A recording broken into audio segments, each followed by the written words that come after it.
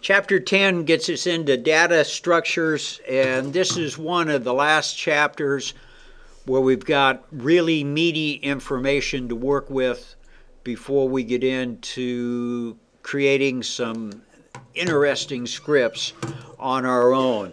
Data structures in Python, there are four basic that we'll talk about today and a couple more that we'll look at next Tuesday. We'll look at on Thursday. Those four are the list, the tuple, the dictionary, and the set. And each one of those has some unique characteristics that we can use as we develop our code and figure out some purposes for them. List is an orderly collection of items. The list is enclosed by square brackets. So this is just some of the guidelines that we look at as we go through. Once a list is created, the cool thing about it, unlike a string that we studied early on in the semester, a list we can add to it, we can remove things from it, we can also search it, and we can also create an order for it. Question? So this is the array. So again, the key behind this data is that we can add and subtract information from it at will, which makes it a very, very useful tool. When we look at a list, actually what we're looking at is a class, and that class can have a variety of objects associated with it. How many of you, theoretical question, how many of you have programmed in object code before? One. Okay. Two. All right. That's okay. You're going to get involved with that as we go forward, and don't let it scare you. It's relatively easy to do. Python also provides an append method that we'll take a look at here in a couple of slides in some of the code that we're going to look.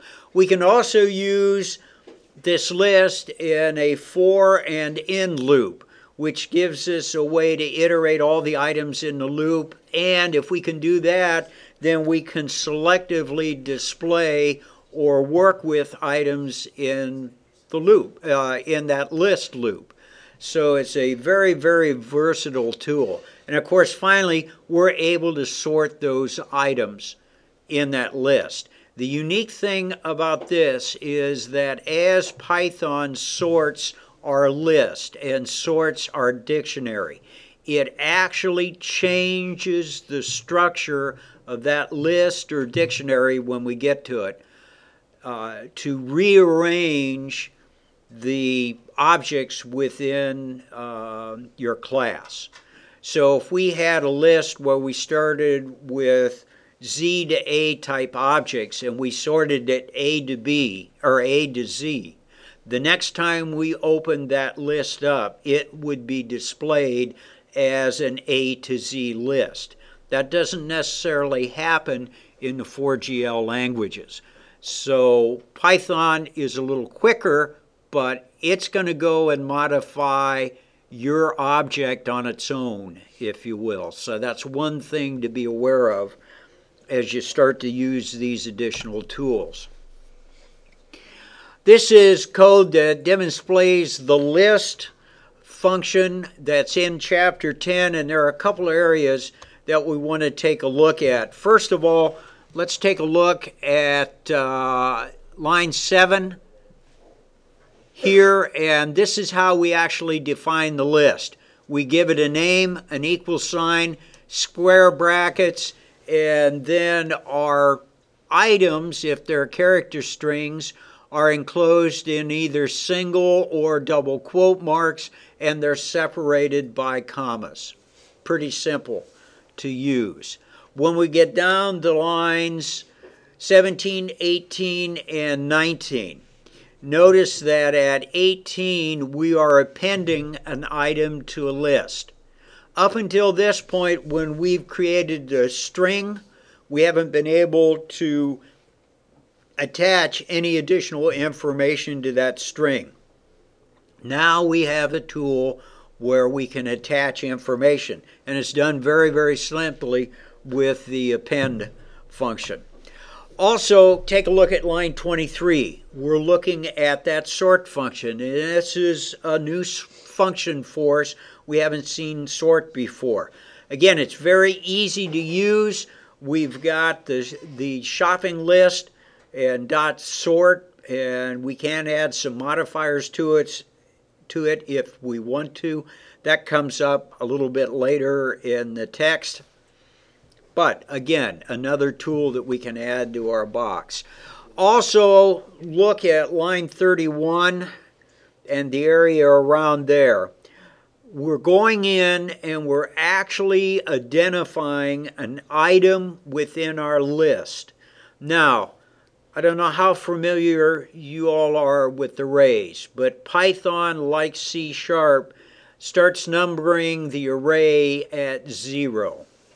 So the first column, if you will, or the first piece of data that you have in our list is apple. That place position within the list is 0. And then mango would be position number 1. That's kind of hard to get used to if you've never seen it before. But notice we are able to identify each different item position within our list. We can actually create another variable if we want to by indicating that, but then take a look at line 32. And this is something we haven't had the capability to do before either. Line 32 lets us delete specific objects out of our class list. All right, so I'll start referring to this as a class and the objects within a class to help you get used to it. But line 32 is one of the key things, along with append, that we see in chapter 10. The ability to go in and selectively delete items. We can do that by hard code that we create, or we can do that delete by meeting specific criteria that we create for our object. So there's quite a bit in section, I think it's 10.2, for you to take a look at. I didn't add it into the lecture, but go through and take a look at the section called Why It Works, or How It Works, and look at some of the details that it explains to you on how all this is working. Take a look at line 17 and the notation that we have at the beginning of line 17. What's that actually telling us to do, or actually telling Python to do? That's an escape sequence. \n is the escape sequence to automatically print a new line before you print the string for it. Very good. Very good. No? I was going to say there are also other escape sequences for single quotes, double quotes, question marks, other things that would be used and that are technically reserved characters. Okay, well done. In our case, what I want you to remember, it's a backward slash line that indicates that the next character is an escape sequence character. All right. Next, we've got the tuples, and this can hold multiple objects. They're immutable, and that means what? Can't be changed. Exactly correct. Unlike our lists that can be changed, these can't be. So once we've defined it in the program, we can't go in and make any other changes. Now, the code shows you a way to get around that in the book, and we'll look at that in just a second. Definition, parentheses usually, and separated by commas. And it's normally used where the values that you set in the tuple are never going to change. You're never going to want to modify them. So that would be like your constants. You always know what the value of pi is, so you could set that as a constant within your tuple. Here's the code for it. Notice we're really not using any special words to identify these lists. It's how they're set up, either by using parentheses or square brackets to create those different lists or values within those two different areas. Notice here, print the number of animals in the zoo, and we can use the modifier length, and that will tell us how long or how many different entries we have into our object zoo. Notice what they do in the next line. New zoo equals monkeys, camels, and then our old tuple zoo. So correct, we can't modify a tuple, but we can create new tuples and include other ones. So it gets to be very interesting on how we can work around some of the limitations of these tools. Ignore the misspelled word in that line, but notice how we use go in Python to refer to those combined tuples. All right, and when we look at the middle line right here, this is the 2, and this would be the second tuple and the second character in there.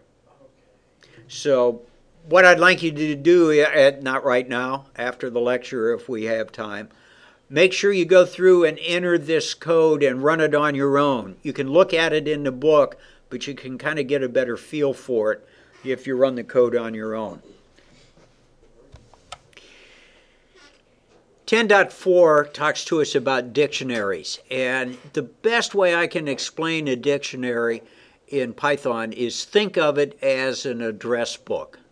It's got a unique key, and that key will then identify a value. So you can think of the key in a dictionary as being the shortcut that points you to the data that you're interested in. Now, the keys are immutable. They can't be changed. But the values that they point to, we can go in and we can modify if we so desire. Again, like the list, the dictionary can be sorted, but when we sort it, it actually changes the structure of that dictionary. So it will reflect that sorted structure the next time we use it. This is kind of involved in typing it out. If you look at line 7, so far we've used square braces, we've used parentheses, and now we're going to use the squiggly braces, or whatever you call them. And notice how that's set up.